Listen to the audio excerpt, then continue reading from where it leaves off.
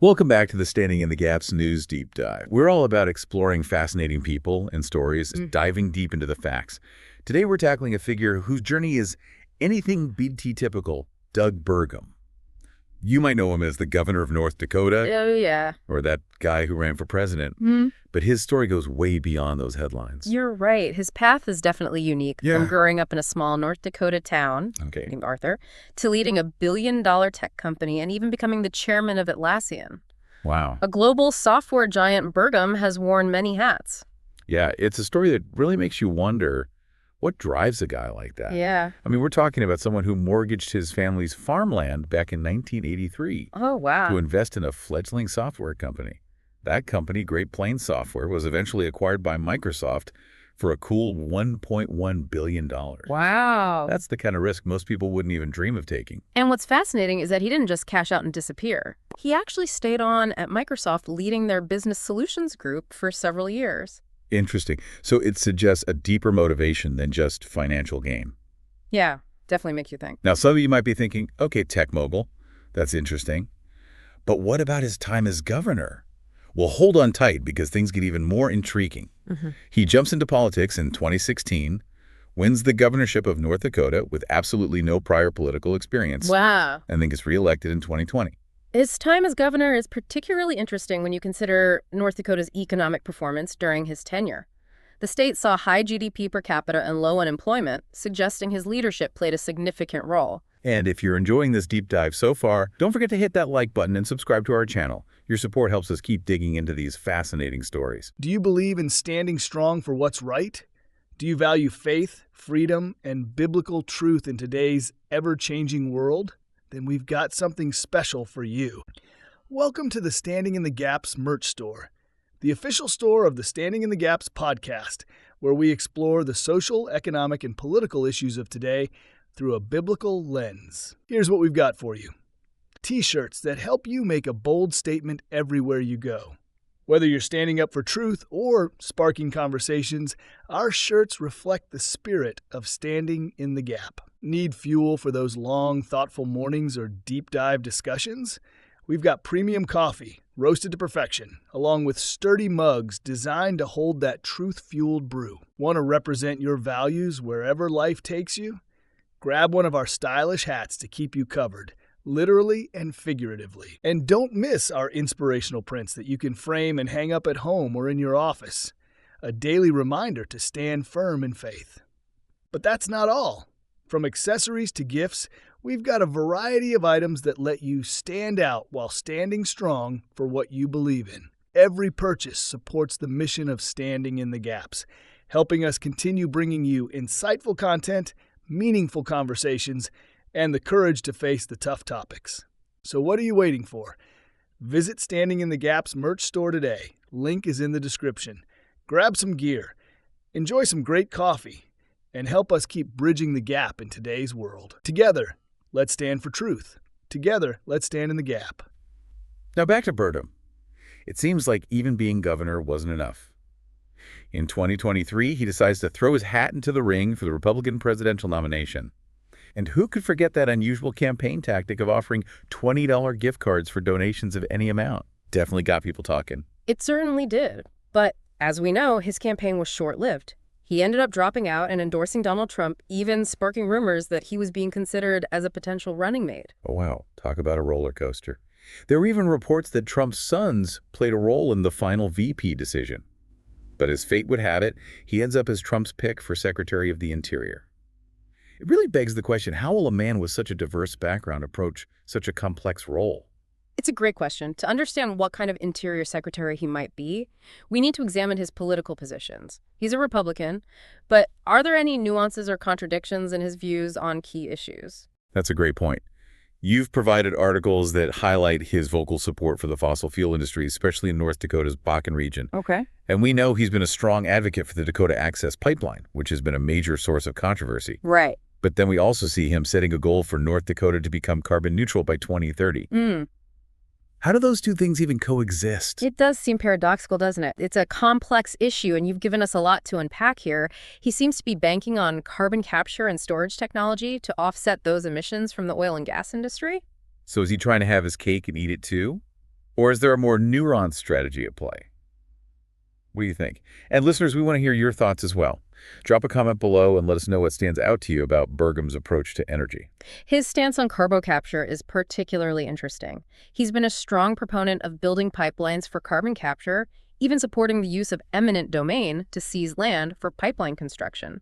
Which, of course, has drawn criticism from landowners concerned about potential leaks and the forced taking of their property.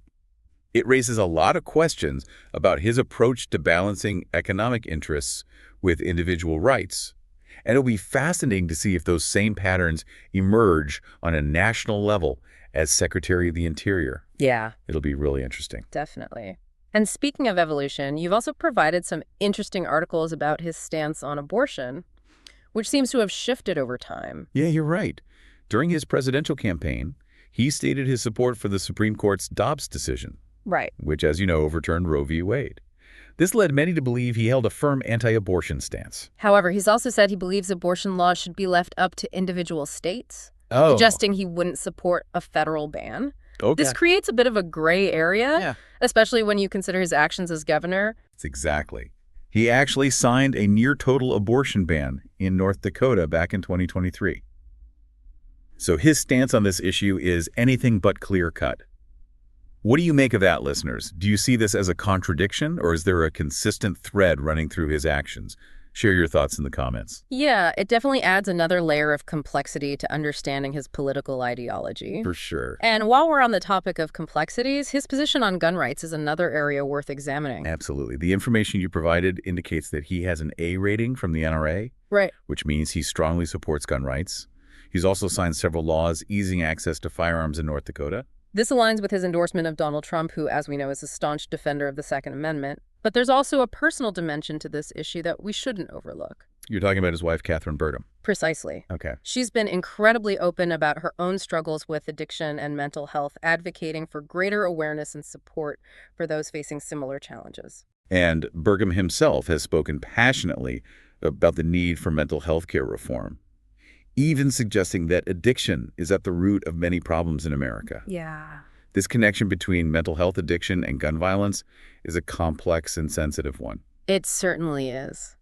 And it'll be interesting to see how, or even if, this personal experience shapes his approach to gun policy as Secretary of the Interior.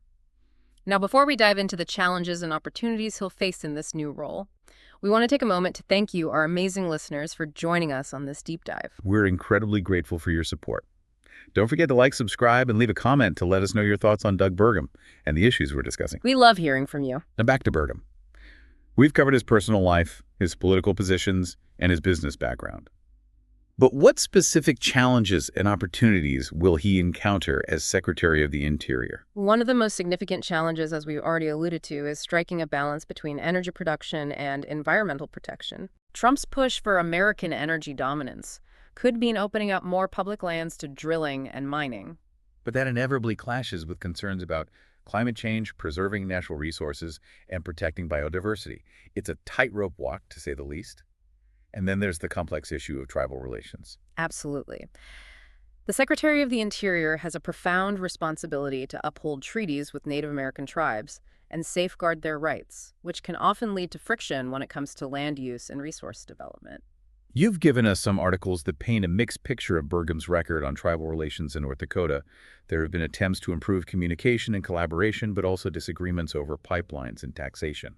So it remains to be seen how he'll navigate these relationships on a national scale. It will be crucial to watch how he approaches these sensitive issues, but let's not forget the opportunities that come with this position. The Interior Department oversees some of America's most treasured landscapes, national parks, wildlife refuges, and vast stretches of public forests. It's a vast and diverse portfolio. And Burgum will have the chance to shape policies that impact millions of visitors and the well-being of entire ecosystems. Right. Will he prioritize renewable energy development on public lands? Or will he focus on conservation efforts to protect endangered species? Those are just a few of the many paths he could choose.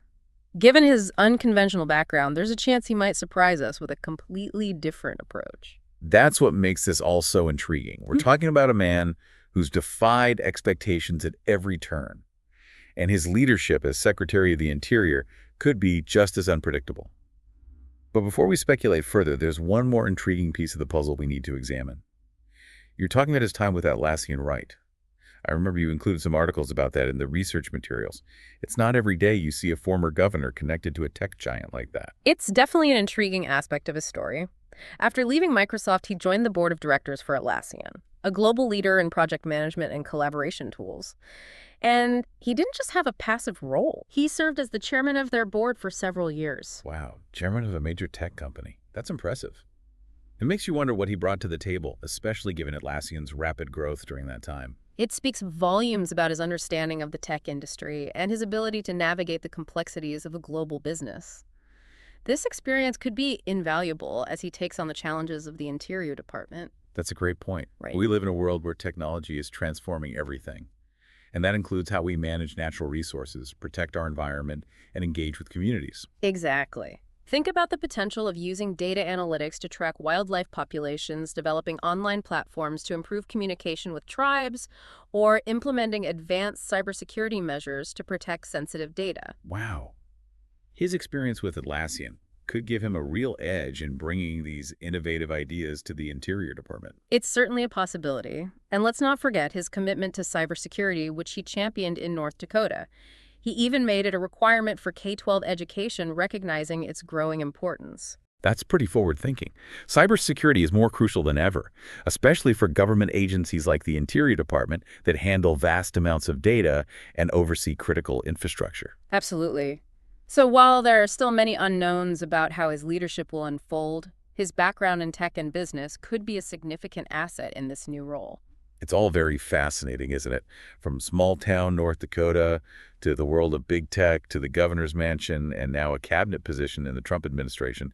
It's been quite a journey. And we've only just scratched the surface. It will be fascinating to see what the next chapter holds for Doug Burgum and how his unique path shapes his approach to leading the Interior Department. We hope you've enjoyed this deep dive into the life of Doug Burgum. And just a reminder, we're apolitical here, not left, not right, just trying to understand this fascinating man. Remember, we're a listener-supported show, and we rely on your support to keep bringing you these in-depth explorations. If you found this episode informative, please consider making a donation to our GoFundMe campaign. Your contributions help us improve our production quality with things like webcams and studio microphones, allowing us to reach a wider audience. And don't forget to like, subscribe, and leave a comment below. We love hearing your thoughts and perspectives. What stood out to you about Doug Burgum's story? What questions do you still have? Share your insights, and let's keep the conversation going. Thanks for joining us on this deep dive. Until next time, keep seeking knowledge, challenging assumptions, and standing in the gaps.